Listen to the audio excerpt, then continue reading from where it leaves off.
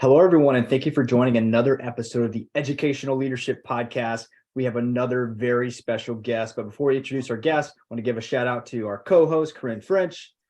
I'm so glad we're here today. Can't wait for this interview. Yeah, so excited. And we want to give a shout out to our sponsor before we start, Ideal Impact. Ideal Impact's giving hundreds of millions of dollars in funding to public education around the great state of Texas. $700 million, I think they're at now, with over 187 districts in Texas. So if your district needs unrestricted funds that doesn't involve taxpayers or the government, reach out to Ideal Impact. And now we will start with our interview. We have Mr. Martin from Hallsville ISD, who's actually an Aggie. So those are always exciting guests for those Aggies out there. Mr. Martin, thank you for joining us today. Yes, sir. Thank you for having me. A great pronunciation on the Hallsville, and always the good plug for the Texas A&M, the only Texas A&M university there is. Thank you for that. Oh my gosh. Corinne loves this. Okay. Yes. So before we get into the interview, if you can tell us a little bit about your background in public education. Background is I'm a 1987 graduate right here in Hallsville ISD. From here, left and went to God's country, College Station, Texas A&M University. Went down on a football scholarship where I've got my undergrad. From there, didn't know I wanted to be in the school business. I thought I wanted to be in something different. Decided very quickly that I wanted to coach. Went back, got a certification to teach. I was still studies teacher and a coach for about 10 years. Been in administration for the last 13. Been all kind of around the state, coaching, administrative wise, but have been back home here in Hallsville, Texas, for the last 16 years. So awesome. Did I catch that you were on the Aggie football team? Yes, sir. Yes, sir. Oh my gosh. Reported for duty in 1987, summer of 87. Had some ligament issues in my knees that had different ideas, but did 3 years on the Aggie, fighting Texas Aggie football team, and the rest is history. So That's so cool. I was in the Aggie band, so I'm big supporter. Okay. Sorry, we won't go too far off on an Aggie. Oh no, we can go ahead. We can go ahead and just take a minute here because I'm feeling like the last couple guests were Aggies, and it doesn't seem to matter that I'm working on my doctorate in educational leadership. If I don't have Aggie on my resume somewhere, I think I'm not part of this club. So we might have to have a conversation later, John, about maybe I get a certificate or something from A&M so I can be part of this club. But I love the part of your story that you said you didn't start out thinking you wanted to be in education.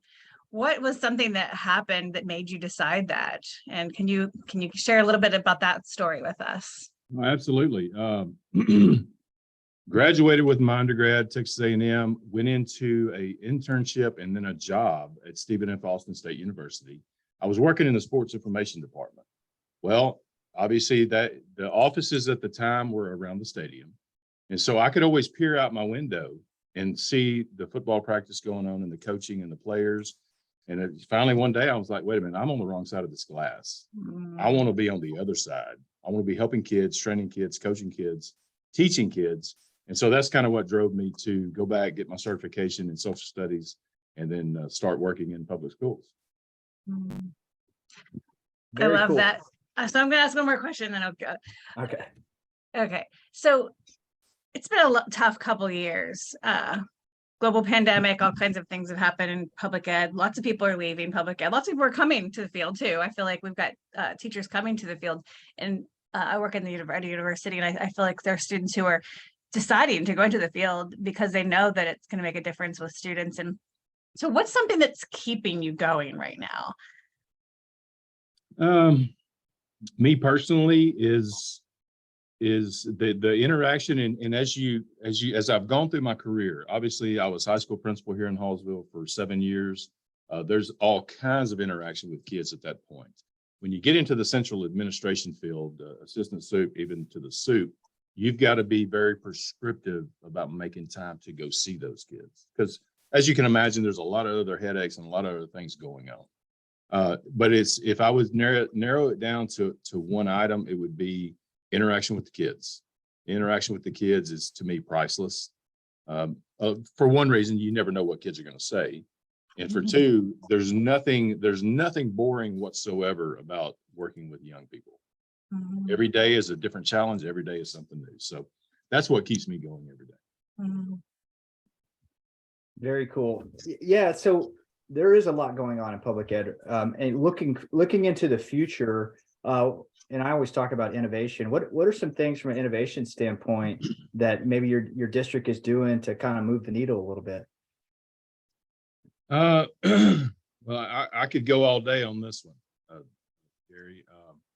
One of the things is, and let me kind of hit on the teacher shortages that Karina was talking about, and that is absolutely correct what she said. And I think the second part of her statement was there's young people that are going back into the field. One of the things we do here is we call it grow your own, build your own. We've got several titles for it, and it's our high school kids. It's predominantly your sophomore, junior, senior year. They will get in the Ready, Set, Teach model. They'll get in the teacher education planning. And those are the kids that you want to see in about 3.5 years once they graduate with certification. So I will meet with those kids every year, every fall. And basically I go through the whole gamut. And here's what I tell them. I said, look, can you go into a different career and make more money? Absolutely. Absolutely. But if you break it down this way, if you're a teacher, predominantly teachers work about 187 days a year. And so if you're going to go into a different field, you're not going to work 187 days. You're going to work close to 260. And so if you break it down by the days, what the differences in pay are, it gets that gap a lot closer. And the other thing I tell our homegrown kids that we're sending out to colleges to get certified is call my HR department when you start your last cycle year. Make sure we know what your cert is, this, that, and the other. And I pretty much can guarantee them 3 years before they can have a job when they get out of school. That's one of the things, grow your own, is we're very passionate about that. We've been passionate about that for a long time. The teacher shortage has really exemplified that and sped up the pace, if you might say. I love that. The idea that you said prescriptive. So you're intentional with your time to see them.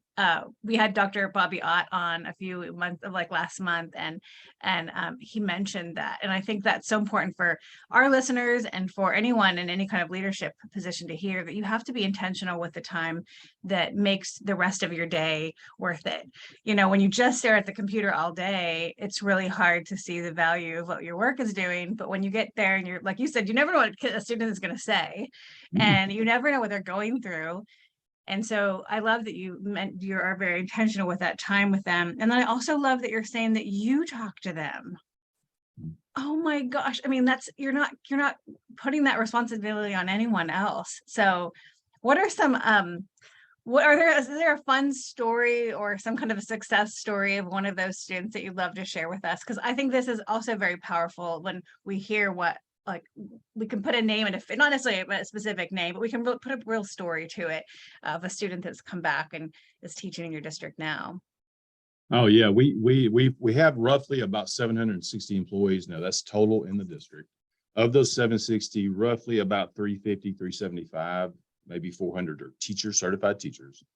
I would say at this point, because we do this every year at the beginning of the year at our convocation ceremony, we'll have them all in the auditorium, and I will always ask them, if you graduated from Hallsville High School, please stand up.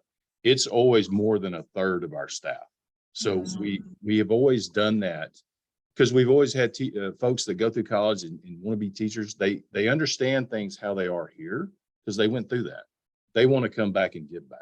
So I guess one of the most unique stories is when I came through in '87, and then for the last 16 years, I've been back. Well, there was a little bit of time that expired between my graduation of high school and coming back. There were still quite a few teachers that taught me when I came back. So that was a little bit unique and kind of cool.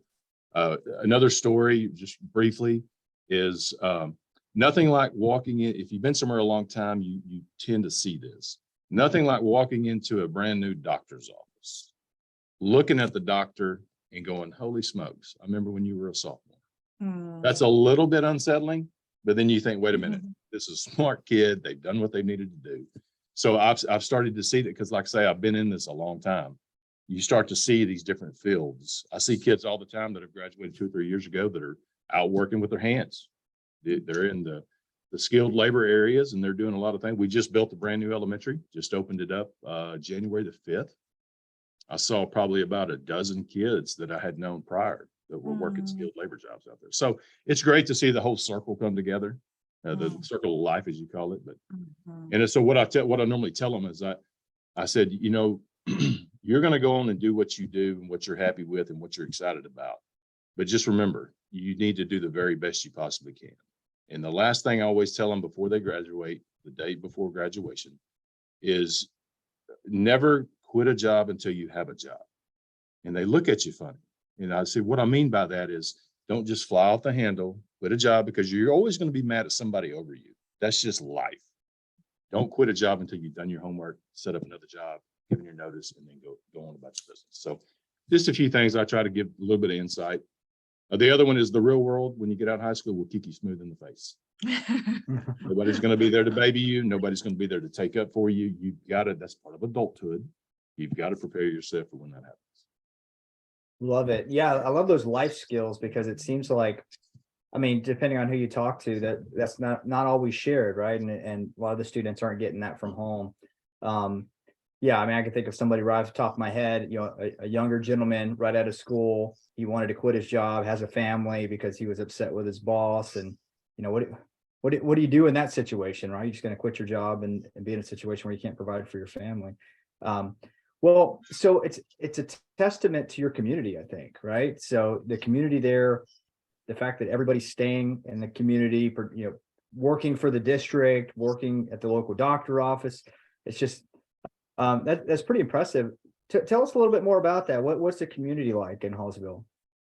Okay, so I'll take you back several decades on that. So when I came through, and the town itself is still fairly small, the community town. But when I came through, we had one red light.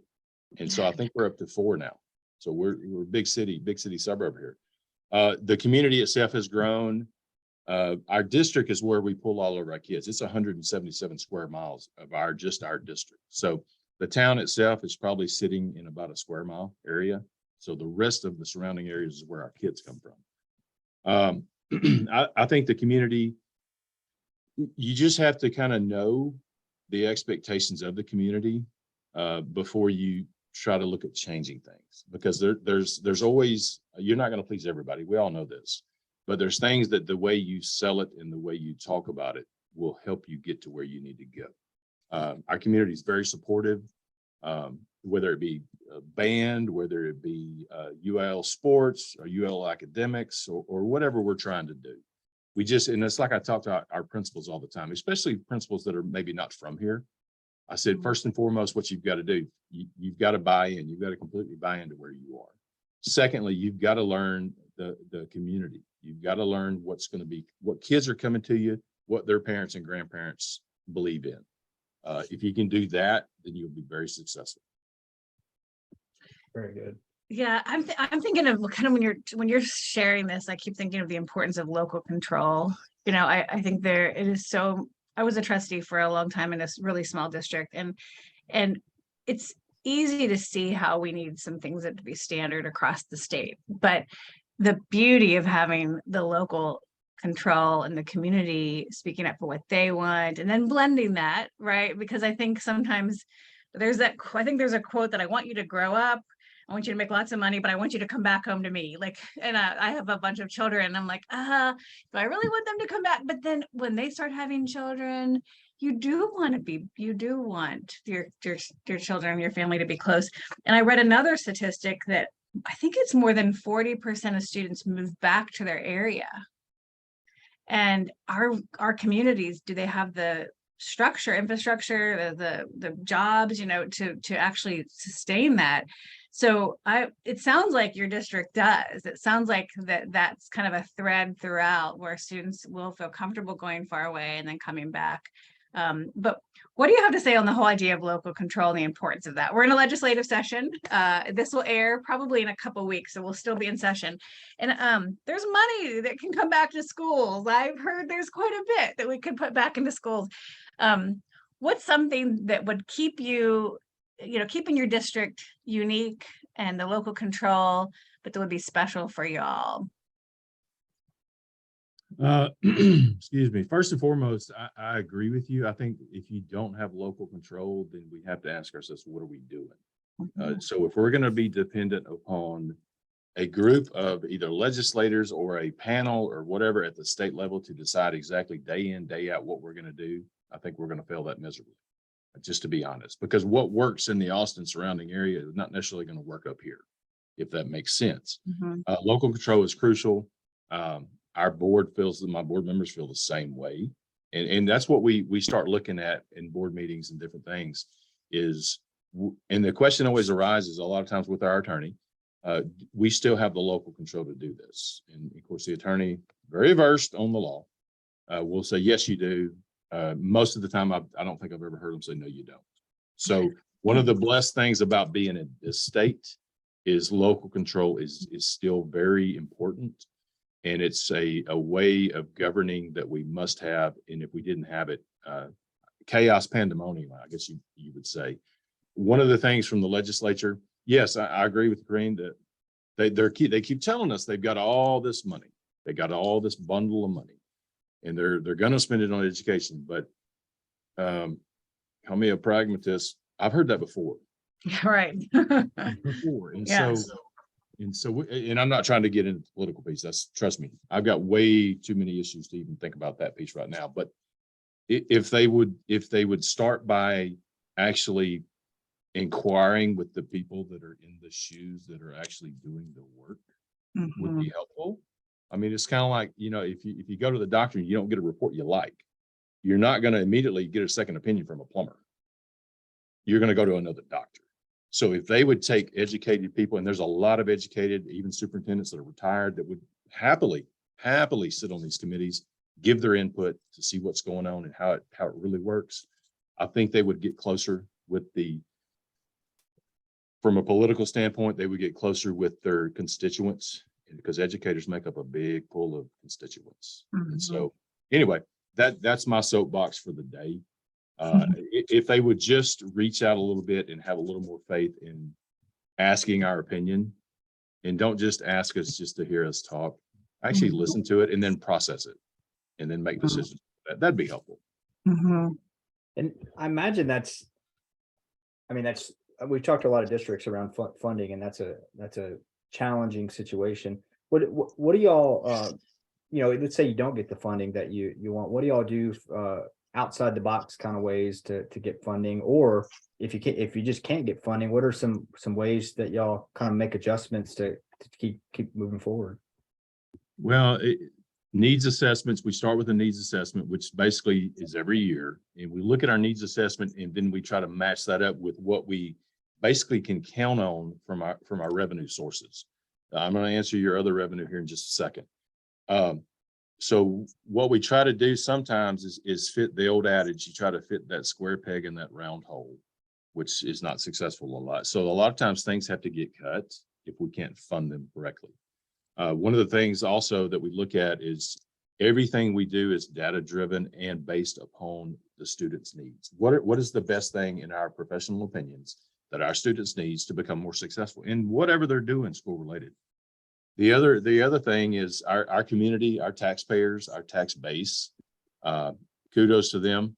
We probably are about 99% on our tax rate every year, which means 99% of our tax people pay their taxes when they're supposed to. So we're blessed with that. Secondly, we also have a virtual school. And so in our brick and mortar school, which is my 177 square mile district, there's about 5,000 kids, and that's pre-K through 12. And so we've got a virtual school that basically services kids in Texas, and there's 17,500 in that one. Oh, wow. It's a large virtual school. We started this initially because a lot of times we figure out there's kids that come through that maybe the traditional brick and mortar setting is that's not for them. And so what we started seeing is what can we do to help these kids from just dropping out? Because, when they get to a certain age and they get mad at their English teacher, they'll just say, hey, I'm going to draw myself, I'm going to drop out. And so what we tried to do is say, look, explain the importance to them. If at a minimum, nothing else, you need that high school diploma. You've got to have that high school diploma. So virtual school kind of came around. We were lucky to be one of the I think there's 4 or 5 districts in the state of Texas that can have a virtual like we have. We just have grown and we're the biggest, we're the largest. Wow. That's really cool. Congratulations. I mean, Yeah. I know, we know from the university standpoint that some students thrived working virtually. Others didn't, of course, but there are some students that really, I mean, I have a student that their GPA increased so much that it changed. They weren't even going to go to college, but then when they had a little bit of autonomy and not in the classroom, peer pressures and all kinds of different things played into the reasons why the classroom wasn't the best situation for the student. But now they're going to college, and it's a success story that I don't think we talk enough about, that because no one liked the global pandemic we experienced, but virtual school is important. So congratulations. That is Thank you. Yeah. really impressive. Some days I will take the congratulations. Some days it's kicking the pants. Yeah, 17,500 kids, is a lot of kids. So it is. one of the other things I wanted to add is we still have a type of kid, even from 35 years ago when I came through, that is not interested in college. And every high school is going to have these subset of kids. And so I always tell this story to my high school counselors, junior high counselors, and principals every year. I said, look, if we walk through this building on the very first day of school in August, and I had a clipboard and a pen, I can pretty much, without knowing the kids, I can pretty much write down descriptors of the kids that I already know are going to go to a 4-year university. Those kids are just different. Our job for those kids is get them what they need and then get out of their way. They're motivated. They're going to go. They're going to be successful. We've got to worry about the other 75% of the kids, because out of that 75%, you're going to get another 25% that have been kind of pushed toward college. They make it a semester. They may make it a year. And then here they are again with nothing to show. We've got to do a better job in public schools of getting kids to work with these right here. We've got to train them into these, like we talked about, skilled labor positions. What really kind of concreted for me is watching a school being built and seeing the delays and the 6 months behind and this, that, and the other, which causes chain reaction issues because they didn't have enough skilled labor folks to work. And so we, as a public school, as a representative of public school, and we in the state of Texas for sure, need to do a better job of making sure that when we graduate a kid on a Friday, they've got their path set on that next Monday to go into the apprentice program or whatever it is. So we've got to do a better job. We do. That makes my heart sing as a mama. I have many boys, and some of them don't want to go to school, and some of them have already graduated and work on other degrees. And I love all of my boys the same. You know, they're all special. They're all wonderful. They're all unique. And I do think we have got to do a better job of showing students that going to college, if you decide not to go to the university, or you do a 2-year, or you do a trade or whatever, that's not plan B. That might have been your plan A all along, and we need to celebrate that.